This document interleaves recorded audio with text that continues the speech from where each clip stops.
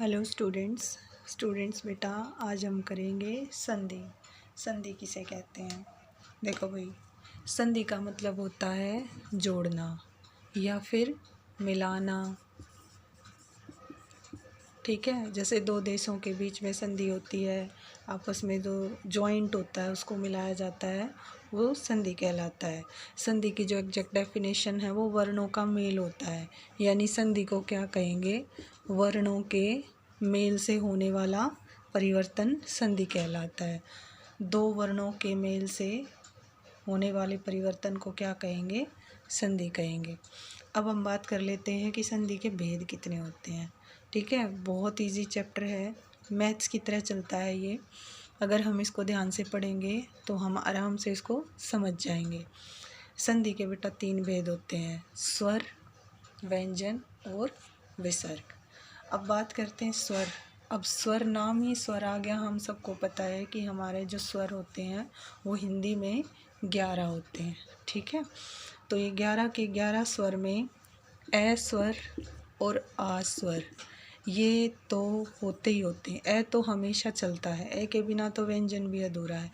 तो इस तरह से जो हमारे स्वर हैं ये किस तरह से इसकी संधि बनती है ये हम समझेंगे। व्यंजन संधि किस पे चलती है? नियम पे चलती है। ठीक है, व्यंजन संधि हमेशा नियमों पे चलती है, जैसे तय का नियम, पै का नियम। ठीक है, ये सारे के सारे मैं का नियम, ये जितने भी हमारे नियम हैं, ये व्याकरण में जो नियम बने हैं उन पे व्यंजन संधि चलती है। और विसर्ग संधि चलती है हलंत पे, ये जो संस्कृत में यूज होते हैं अयोगवाह की तरह, उनसे चलती है, जिसमें है की ध्वनि आती है की साउंड आती है, इस पे चलती है। अब हम एक एक करके इनको समझेंगे। आई होप आपको इतना समझ में आ गया होगा। तो अब देखो बेटा, स्वर संधि, सबसे पहले हम स्वर संधि को पढ़ेंगे। स्वर संधि के जो भेद होते हैं वो कितने होते हैं? स्वर संधि के जो भेद होते हैं वो 5 होते हैं, दीर्घ, गुण, यण, वृद्धि, अयादि। ठीक है, जो दीर्घ संधि होती है, गुण संधि होती है, यण संधि होती है, वृद्धि संधि होती है आदि, जिनके सब के जितने भी फॉर्मूलाज होते हैं वो मैं आपको अगली वीडियो में बताऊंगी। ठीक है, इनके अपने अपने फॉर्मूलाज होते हैं, क्योंकि ये स्वर पे बेस्ड होती है, तो इनके कौन से दीर्घ में कौन से स्वर लगेंगे, गुण में कौन से स्वर लगेंगे, यण में कौन से स्वर लगेंगे, वृद्धि में कौन से, आदि में कौन से, इस तरह से। अभी मैं आपको थोड़ा सा समझा देती हूँ। जैसे कि आपको एक वर्ड दे दिया हिमालय। ठीक है, अब ये शब्द आपके पेपर में आ जाता है मान लीजिए।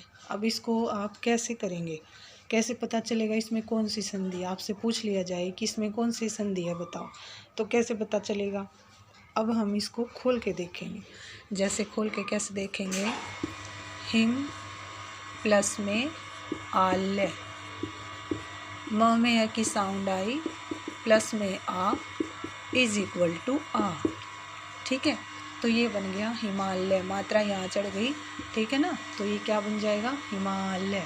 इसी तरह से ये दीर्घ संधि हो गई बेटा, क्योंकि दीर्घ संधि के मैं आपको एक एक करके सारे अच्छे से फॉर्मूले समझाऊंगी, तो इस वीडियो को ध्यान से देखना। जैसे A plus A is equal to आ, ये सारे अब मैं आपको नेक्स्ट वीडियो में आपको पूरा क्लियर कर दूँगी। आई होप आपको इतना समझ में आ गया होगा। आई रिपीट अगेन बेटा, जो संधि होती है वो वर्णों का मेल होता है। ठीक है, दो वर्णों के परस्पर मेल से होने वाला परिवर्तन संधि कहलाता है, ये याद रखना। ये संधि की एग्जैक्ट डेफिनेशन है, इसको आप पेपर में भी लिख सकते हो, कोई आपके मार्क्स नहीं काटेगा। संधि के भेद याद रखना, संधि के 3 भेद होते हैं, स्वर, व्यंजन और विसर्ग, ये 3 भेद होते हैं संधि के। ठीक है, और 3 भेदों में जो स्वर के भेद होते हैं वो स्वर संधि के कितने भेद होते हैं? अलग से 5 भेद होते हैं। ठीक है, स्वर संधि के अलग से कितने भेद होंगे? 5, दीर्घ, गुण, यण, वृद्धि, अयादि। अब इनमें सब के अपने फॉर्मूलाज हैं बेटा। ठीक है, अपने अलग अलग फॉर्मूलाज हैं। और व्यंजन संधि, व्यंजन संधि जो है वो नियमों पे चलती है। तय का नियम आ गया, पै का नियम, ये थोड़ा सा आपको लॉन्ग पड़ेगा, लेकिन ये बहुत ईजी है, बहुत ईजी। विसर्ग संधि आप ये इस पे चलती है, अयोगवाह पे चलती है कि साउंड आती है इसमें। तो इससे पहले एक चीज़ और मैं आपको बता दूं, आपको स्वर और व्यंजन की पहचान होनी बहुत ज़रूरी है। संधि का टॉपिक स्वर और व्यंजन पे चलता है, ठीक है। जब तक वही चीज़ आ जाती है बेटा, मैथ्स की तरह होता है।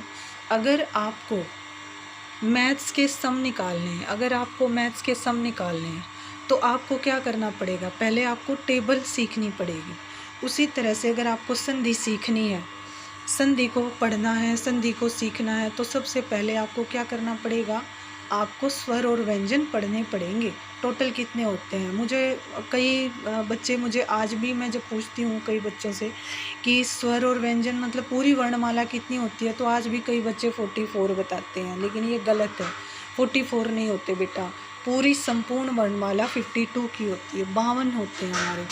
ये एक माला की तरह होते हैं जिसमें हमारे 11 स्वर, 2 अयोग व इस तरह से व्यंजनों की संख्या बढ़ गई। वो मैं आपको एक अलग से वीडियो बना दूंगी, उसमें मैं आपको बता दूंगी कि किस तरह से स्वर व्यंजन होते हैं, उष्म कौन से होते हैं, संयुक्त कौन से होते हैं, ठीक है। लेकिन बात अगर मैं इस टॉपिक की करूं तो ये टॉपिक मोस्ट इम्पोर्टेंट है, ठीक है। तो आपको सबसे पहले, जिस बच्चे को संधि नहीं समझ में आती, सबसे पहले स्वर व्यंजन को समझ लेना, क्योंकि ये बहुत ईजी टॉपिक है। स्वर व्यंजन तो मोस्टली सभी बच्चों को समझ में आ ही जाते हैं, तो इसीलिए मैंने संधि से इसकी स्टार्टिंग की थी। तो अगली वीडियो में हम करेंगे दीर्घ, गुण, यण और वृद्धि आदि। मैं एक बार में सारा नहीं करवाऊंगी, टेंशन नहीं लेना। सबसे पहले मैं दीर्घ के जो फॉर्मूलाज होते हैं वो करवाऊंगी, दीर्घ के एग्जाम्पल करवाऊंगी, ठीक है। फिर भी अगर आपको समझ में नहीं आता है तो बेटा मुझसे क्वेश्चन ज़रूर करना, ठीक है।